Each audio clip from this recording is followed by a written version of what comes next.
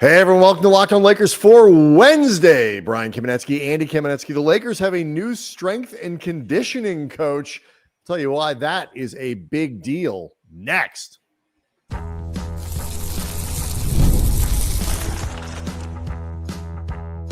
You are Locked On Lakers, your daily Los Angeles Lakers podcast, part of the Locked On Podcast Network, your team every day.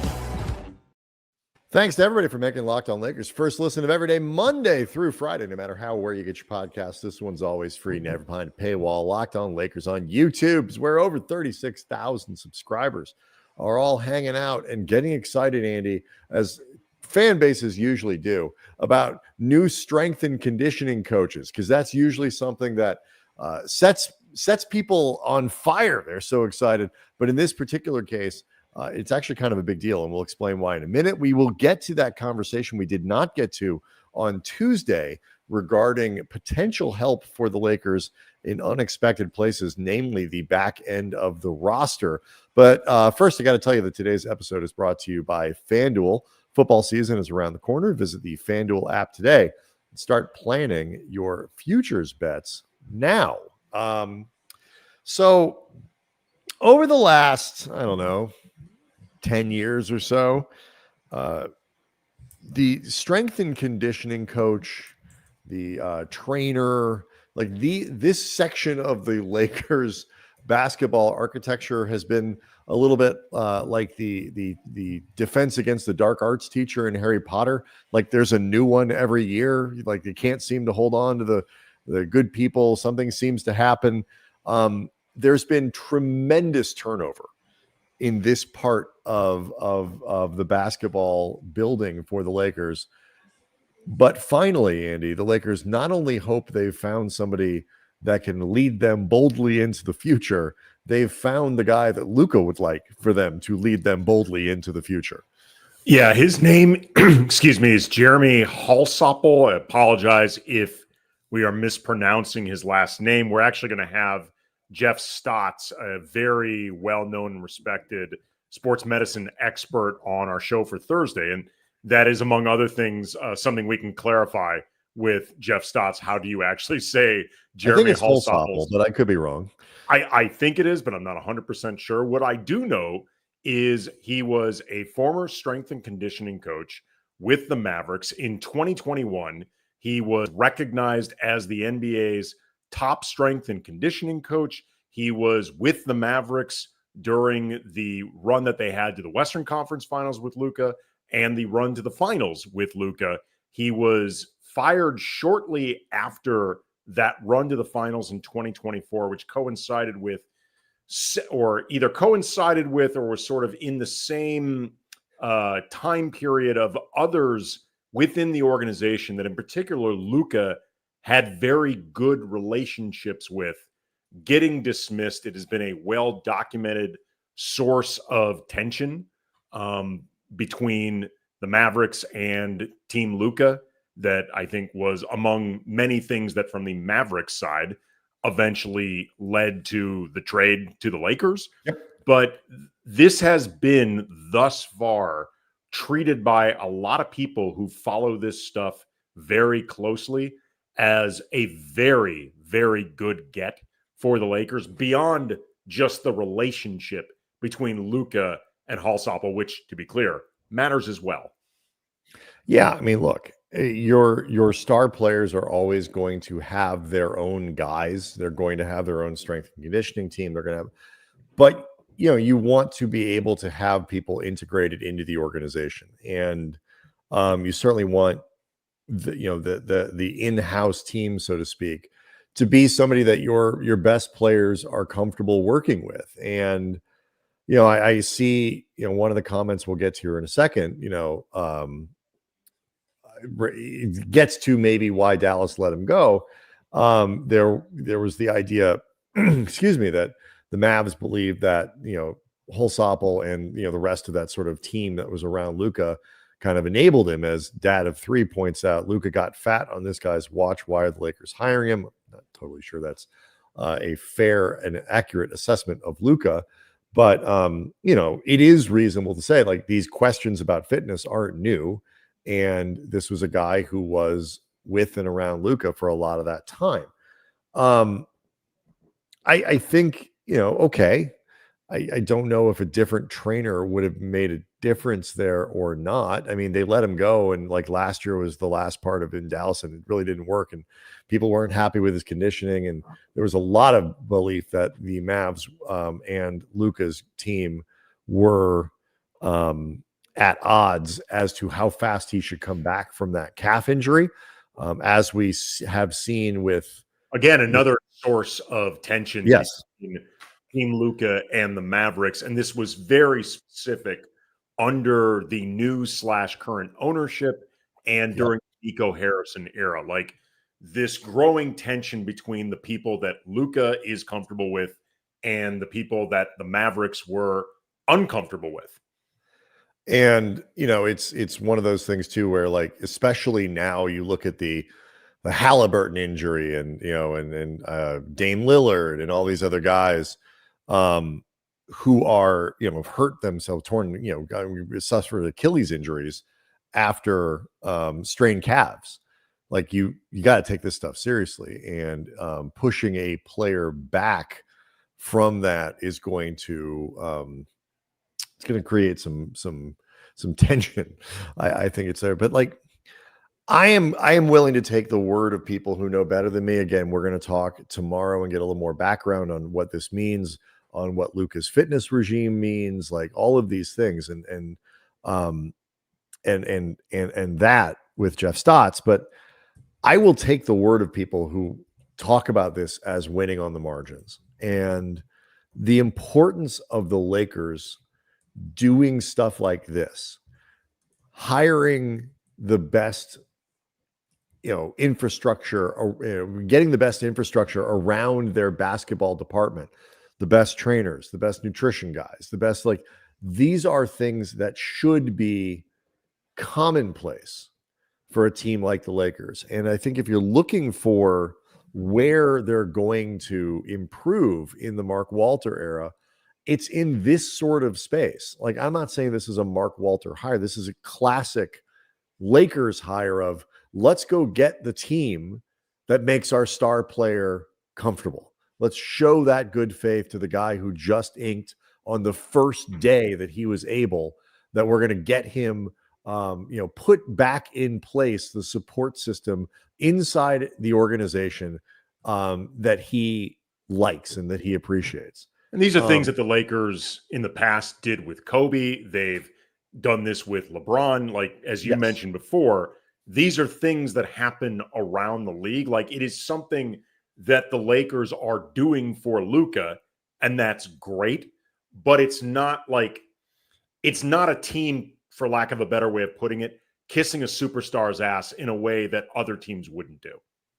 So I agree with you, but like, I want to see the Lakers do more of this, build out their nutrition team, build out their, sleep specialists, like all of these things, these little things that you can do if you're a team with money that you can spend in places that can't be spent on players, because there is a limit. It is a capped league. You can only do so much, but there is no limit to the nutritional infrastructure, the fitness and strength and conditioning, the analytics department, the basketball ops department, the guys who, they should have the best, person who helps new players find an apartment or a house. Like, to be fair, they've always been good at that. But I was going to say that's one of the things that I believe Linda Rambis, among other things, does, and by all accounts, very good at it. Just in the interest of fairness, because Lord knows the Rambi have taken a lot of shots over the years. So but all of these things, these sort of architectural things, that's what they should excel at. And to some degree, I see this as a reflection of that push. They have nothing else. They got to stop the turnover in the strength and conditioning department. They just have to. Where have you gone, Gunnar Peterson? Jeez, I mean, I remember that, by the way.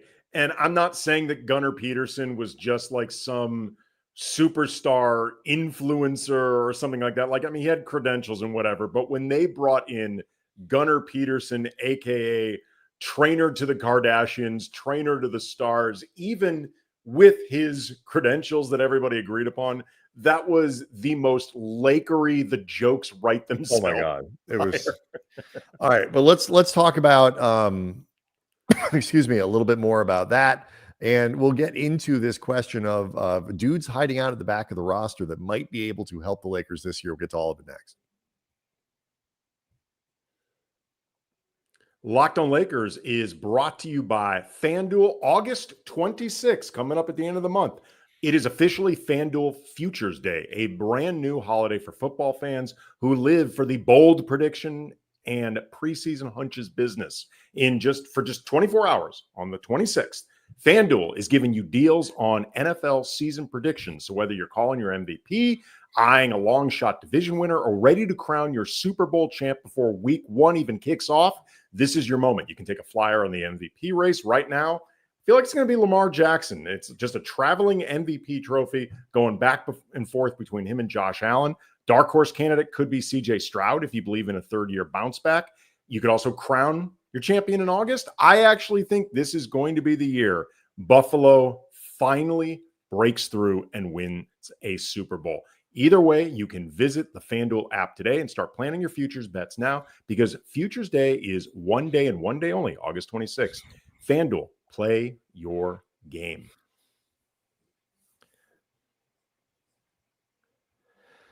So, Andy, it's been interesting to respond to a lot of the comments. We've been talking about Dalton Knecht for a couple days. And in the context, certainly of my deep concern over Dalton's progress from last year to this year, over what was a very poor summer league, and I feel like just this kind of mounting evidence that it's not going as well with Dalton as the Lakers would want. I'm not writing him off. It's not calling him a bust. I'm not saying he can't contribute this year. But to that point, we mentioned earlier in the week Jovan Buha, who just now is a solo artist, the solo artist known as Jovan. He did a podcast with Tim_NBA, Cranjus McBasketball, the guy at Lakers Exceptionalism Pod, two really smart dudes. They did a minutes breakdown of the projected rotation. And there were some discrepancies in who had this many minutes, and like Gabe Vincent's going to get 10. Is he going to get 15? Whatever it is. But a commonality there was in their groups of starters and backups, regular rotation guys. Dalton wasn't in it. Dalton wasn't in it. And I don't think that was inaccurate. So that means if Dalton does elevate and play to the level that the certainly Lakers hope he can, that is found money for the Lakers in terms of their rotation this year. That improves them in significant ways. I am not rooting against Dalton Knecht. I'm very much, Andy, rooting for Dalton, because him being really good has a huge effect on the team. Absolutely. I mean, again, like I said before, I understand all of the concerns about Dalton. I've shared many of them. I do think that some of the criticisms of him, or frankly, judgments about him as a player and his progress, I don't disagree with the conclusions, but like on their face, I disagree in some respects with context that I think is being ignored with him or overlooked. Mm-hmm. But either way, though, they are going to, it would be big for Dalton to resurface in training camp in the beginning of the season, looking like the guy the first couple months of the season who for a little bit was in the starting lineup and was making a difficult case for JJ to take him out. I don't think he'll be in the starting lineup this coming season regardless, just because if you're going to take Rui out of the starting lineup, one of last year's starters, it needs to be for somebody who brings different skill sets than Rui or frankly Dalton. But Dalton being in the rotation as a reliable source of production and shooting and scoring, and if nothing else, passable defense, would be very big for this team. Along those lines too, we talked about Bronny James, somebody I do not expect to be part of the regular rotation, but he's improved enough. He's shown enough that, you know, we mentioned on Tuesday the comments from Lakers assistant Nate McMillan about, you know, the possibility of Bronny earning rotation minutes at some point this season. I do think there will be a, you know, because of attrition, guys get hurt. I do think there's going to be a 7 or 8 game stretch this year where they're going to need Bronny to play, but that's different than, and I think will actually allow him to try to do it, as opposed to last year where the only time he played in a game in between let's make some history and the end of the season really was total garbage time or the disaster in the Phoenix game. Like I think there's going to be I'm sorry, Philadelphia. Thank you. I do think there's going to be a stretch this year where they are going to need LeBron or need Bronny, I guess, also LeBron, to play minutes, and we'll give him an opportunity to do that. That's different though than being in the rotation. One guy that we never talk about, never, is he looks today like he could snap an oak tree in half. Like if you need somebody, I saw somebody mention that he looks like he's ready to storm the walls at Troy or something like that. Maxi Kleber is yoked. He's doing windmill dunks, so he's clearly healthy. It's been a minute since Kleber was even just healthy enough to be a consistent and reasonably high-end contributor on a good team. Like we're a few seasons away from, I think he finished like 10th once in a 6-man voting or something. Like we're a few seasons away from that, but it's not like the backup center position for the Lakers is like in like lockdown right now by anybody else on the roster. There is space there, and everybody is forgetting about Maxi. Dude, every time we ever talk about backup center minutes on this team, and you and I cover this team 5 days a week for Locked On Lakers. I host Lakers Talk weekly for 710 ESPN in Los Angeles. We talk an awful lot of Lakers. We talk a lot about backup center. We both are as guilty as, frankly, everybody who covers this team, who talks about this team, of forgetting that Maxi Kleber is on this team unless we are talking about potential trades. Yes. And his expiring $11 million contract, or 14, whatever it is. We remember that all 11, the time. But you're right. Well, at least it was 11 last year. Like, right. You're right. You forget there's a human attached to that. Right. And you were referencing before that he's looking like jacked and he could storm Troy. Like this is from Instagram videos and photos that he recently put out. He's now on the rise and grind game like everyone else. He's been seeing a bunch of his teammates posting and he wants to get in on that. But what's funny about this too, beyond the fact that Maxi Kleber has a track record with Luka as being a productive, not a standout, but a productive and useful NBA player during playoff runs and stuff like that, he is quite literally the last backup center that we saw JJ play at all. Yeah. In Game 5, Jackson Hayes did not play. Obviously, Alex Len did not play, and it made no sense for him to be on the active roster in the first place, but I digress. Maxi Kleber ended up getting not just minutes in Game 5, he got crunch time minutes in Game 5, which, side note, galaxy brain, bat bleep, crazy stuff. I understood the first run, like, you know what, let's try it. Like, we've been like, got to try something. I don't think I would have put back. But that piece of it aside, like the what the bleep, man, piece of it, JJ trusted Maxi Kleber in that moment, despite needing a name tag with the rest of the guys on the court. He had never practiced with them, much less played with them. There's clearly something that JJ sees in Maxi that he would be willing to put him on the floor in that critical moment. Like, I'm not saying that Maxi has, I'm not saying Maxi has this thing locked up, nor should he. I'm not saying he's going to play. I'm not even guaranteeing he's going to be on this roster past the deadline. I'm just saying he offers at least some track record. He's been injured the last couple years, but he has a track record, a completely different skill set than any center on this team. I think that's a big one. I will say, I think the thing that he saw in Maxi, first and foremost, was that he wasn't Jackson Hayes. Sure, but he could have kept going. I don't think it was some sort of innate thing. I think it was just, you're big and you're not that guy, and we need to try anything. So of course, but these are still the same options on the team now. I mean, whether he saw something, I mean, it doesn't matter if he saw him as an A+ option or a D+ option.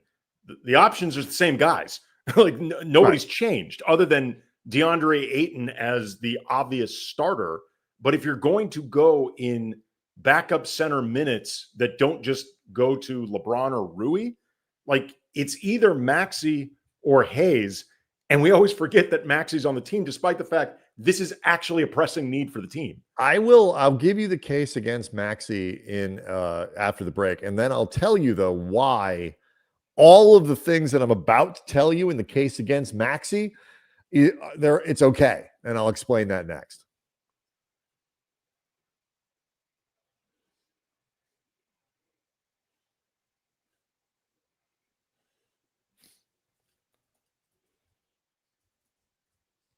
So I will give you a list of things that I'm make me skeptical. Maxi, I know one of these is there's some COVID in here and shortened seasons, but 50 games, 59 games, 37 games, 43 games, 34 games. That's him since 2019, 2020, when Maxi played 74 games for Dallas, starting 21 of them.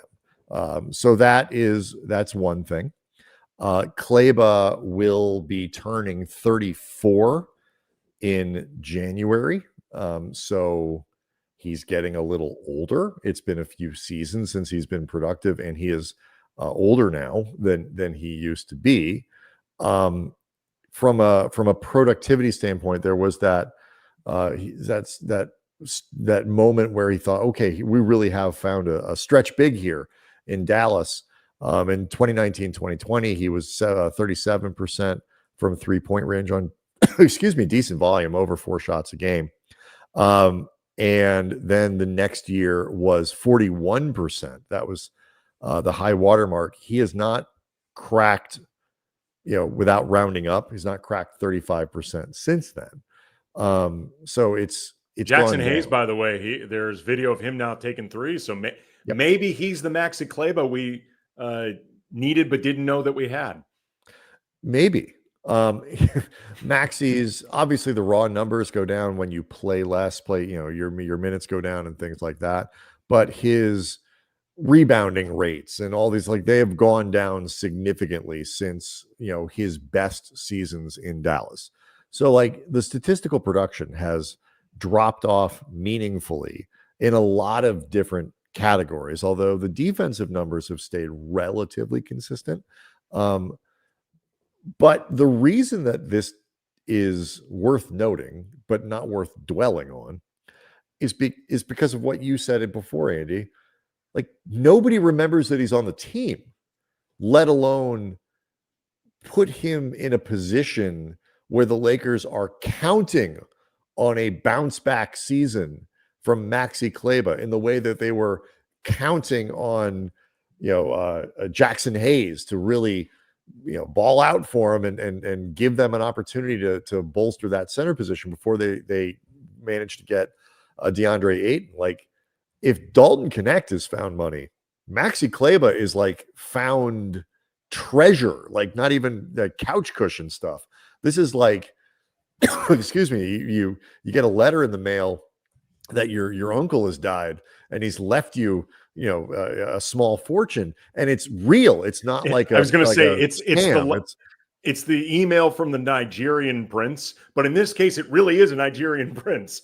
And he turns out you didn't all that realize that you went right. You were somehow related to one of these guys, and you just didn't know. If he turns out to be able to give them quality minutes over the course of the season, filling a very different role than Jackson Hayes on nights where you need a little bit more of a stretch guy. Let's say he shoots 34, 35, 36%, but better ball mover, a little bit, it's a different skill set than what Hayes is bringing. And if he manages to be able to give that to you, that is a piece of your rotation that you were absolutely not counting on before, and bolsters your depth. Our friend Nick Angstadt at Locked On Mavs, has a running joke about this in terms of, people relying on Maxi Kleber. It'll be, we're just waiting for Maxi to go. Like, this is a running thing at Locked On Mavs, but big difference between relying on a guy to play a big role in your rotation and being like, you know what, if he can give us every, 2 out of 5 games when he's needed, a quality 12 minutes, because that's what the matchup calls for, huge boost. Yeah, absolutely.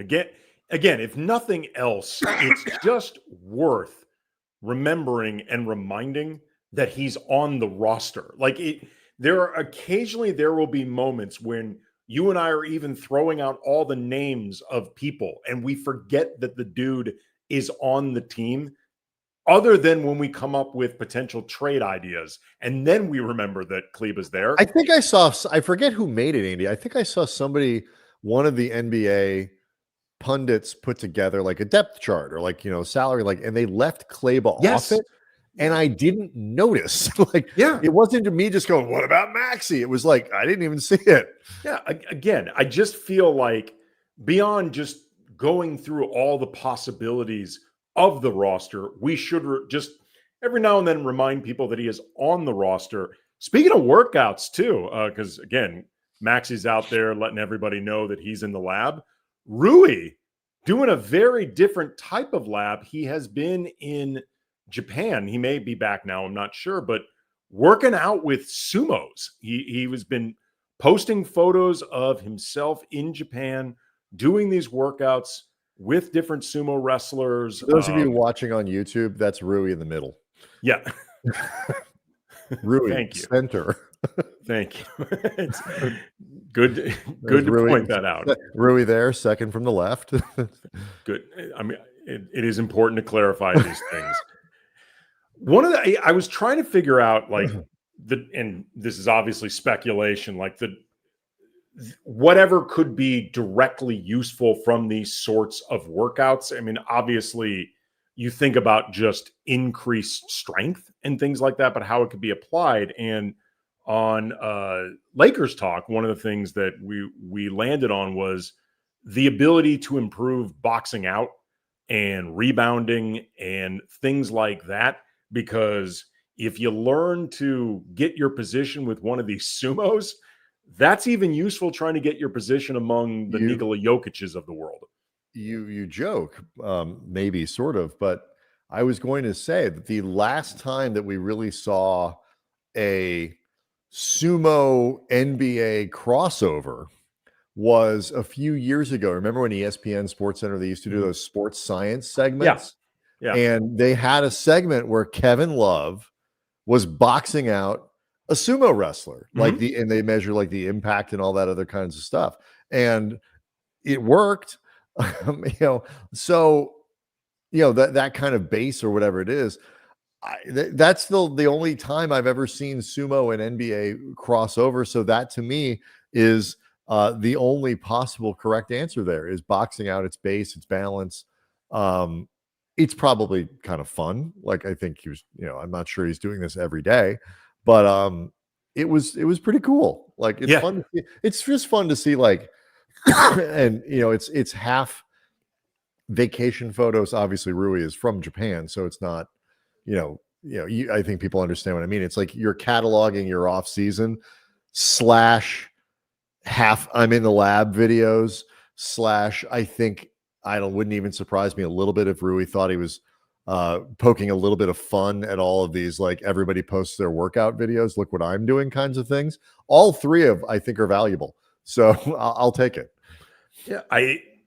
It's cool too, just when guys do creative, inventive things, just because, to be honest, at this point, man, we've seen all the conventional rise and grind videos. Like we've seen them all. We've seen you doing your workouts. We've seen you doing your on the court workouts. Don't get me wrong.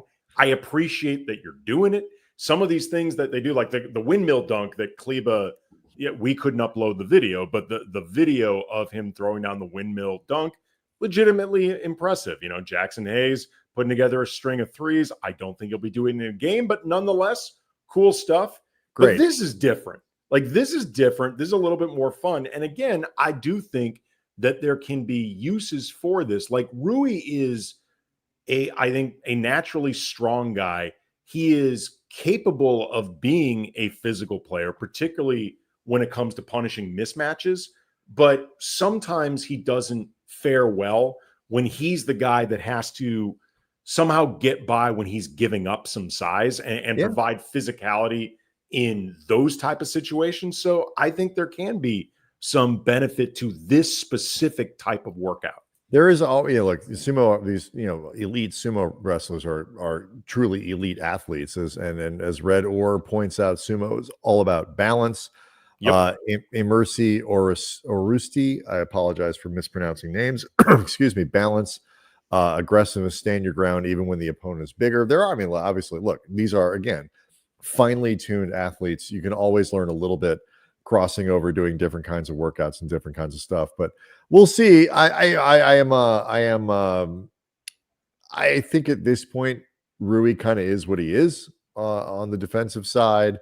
I disagree. He's gotten better. He's actually gotten better. I know on the defensive side as a rebounder. I do not, I think he paid a lot more attention to positioning, to attention to detail and all that kind of stuff, which are the things I think guys can improve on if they just, with focus, a little more understanding, being more locked in and the mental approach. He has not at this point shown any inclination to somehow get better at rebounding. And I think it's just that part I'm not super optimistic about. I don't see these sumo workouts turning him into a better passer. Possibly. Look, it's not going to make him work. He's not going to average fewer assists because of this. The guys on the team, AD did this a few times when he was still with the Lakers. They love to point out the games where Rui has like 3 assists. I'll close here. Our friend Patek Chris, I was expecting this chat about sumo to lead to a reference about former Lakers champion DJ Bengo, who was a judo champion of some sort. Then Congo Cash, which was DJ's nickname. I will close on this story. There was when DJ, who was one of my favorite players to cover, just a wonderful guy, great storyteller, super, really bright guy who just, very popular in the life experience that was fascinating to me. Very. So there was a big earthquake one of these years in LA, and DJ, like a lot of players, lived in like an apartment high rise or a hotel or whatever it was, guys who weren't permanent residents. He lived way up high. Earthquake happens, goes downstairs, I want out of here. Gets back and said, and in the concierge person at the desk or whatever, he finally started to get back to it, and the guy tells him about aftershocks. And so DJ, and he's like, I'm sorry, what? So DJ spent the next, he said, like 5 hours just driving around the city because he wasn't going back up to the top of his apartment because he was like, I'm not being up there if there are aftershocks. Like, he's like, F this, I'm driving around. It was one of my favorite DJ Banga stories. And we'll close with that. Locked On Lakers on YouTube is where you go hang out with over 36,000 subscribers to the station. We'll see to the channel. We'll see everybody tomorrow.